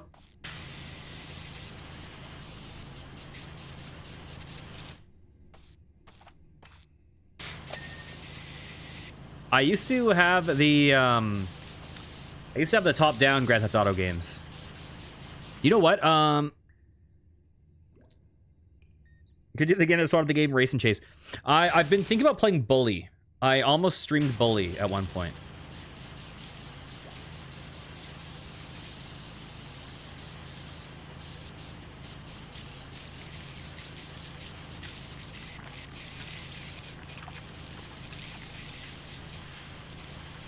And I've considered doing Sleeping Dogs.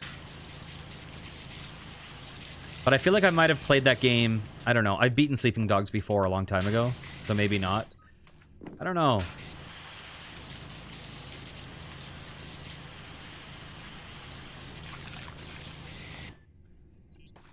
You know what? I've never beaten Grand Theft Auto 5. I've beaten, like, 3 Vice City, San Andreas, and 4.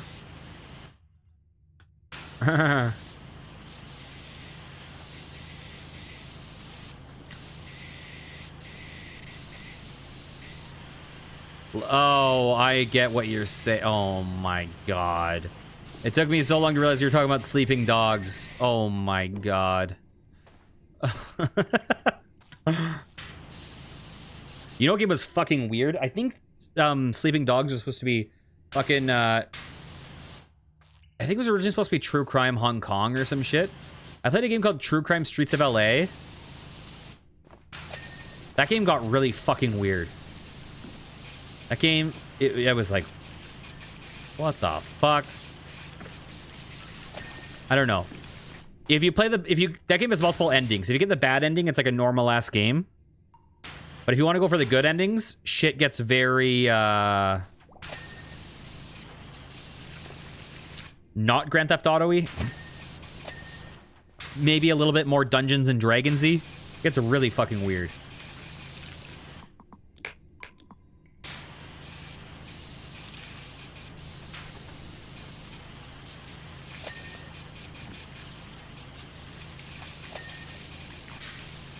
Does it? I do not remember that.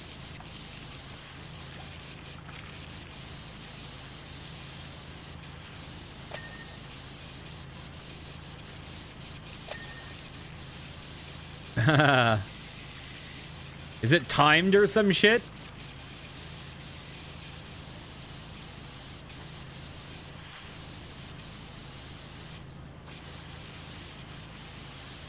Just obscure?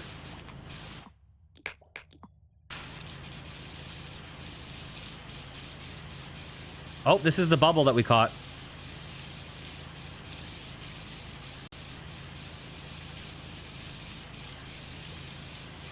Just hard?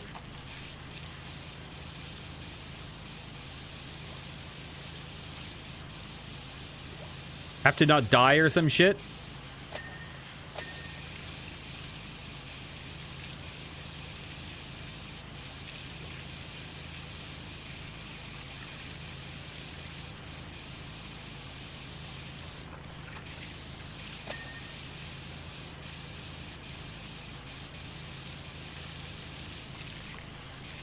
Bum bada bada da badum bada bada da badum bada bada dum badum bada da da da da badum bada da da bada da da bada da da da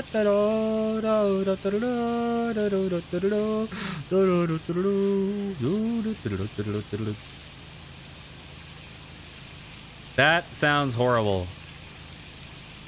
I seem to recall the game was pretty tough. I seem to recall. It's hard to remember, though, because I was also a kid that sucked at games. But, well, I don't know that I sucked at games, but... Yeah, the only Metroid... Also, the remake of that game in Hero Mode makes it even worse. You know what other game I fucking really struggled at when I was a kid was Metroid Fusion. I sucked at Metroid Fusion. Oh my god. I remember fucking tantruming over that game.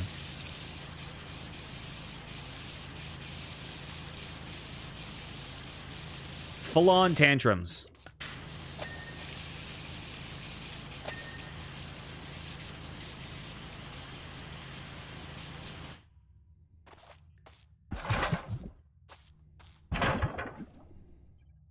Ooh, come on. Oh.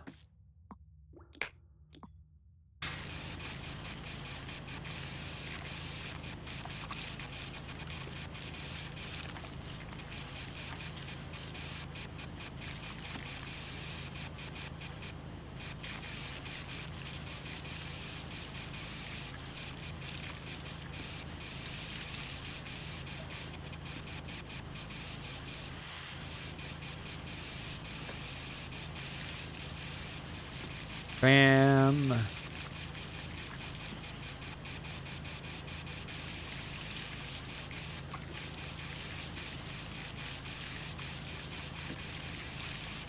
Oh my god, I wonder what you were alluding to.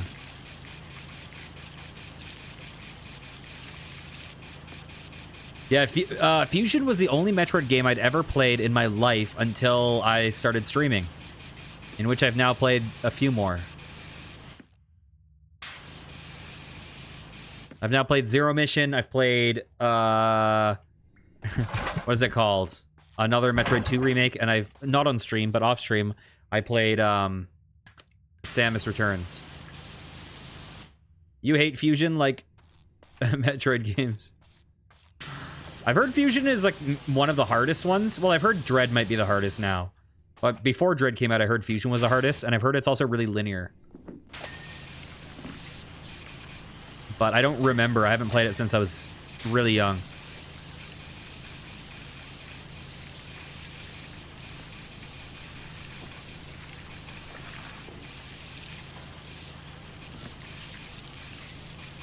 I just remember playing like a Ridley boss fight or some shit and fucking getting wrecked.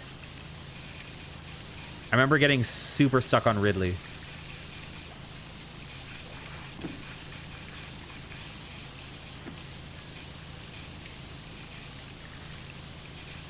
It has similar concepts as Fusion.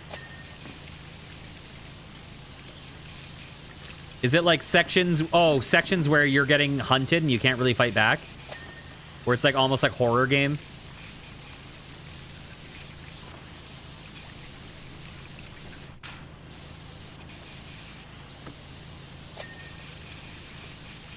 I have more than 3 things left.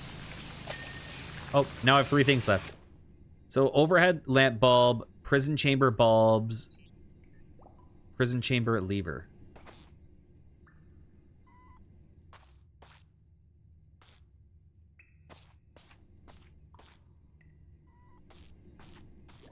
I do want to play Super Metroid at some point. I feel like it's criminal that I haven't.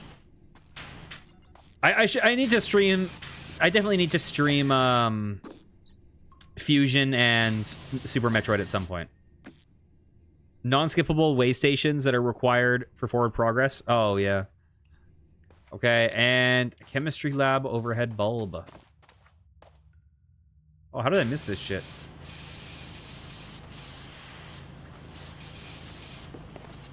Oh, that's how I missed it. Because it's kind of awkward. Okay, we did it.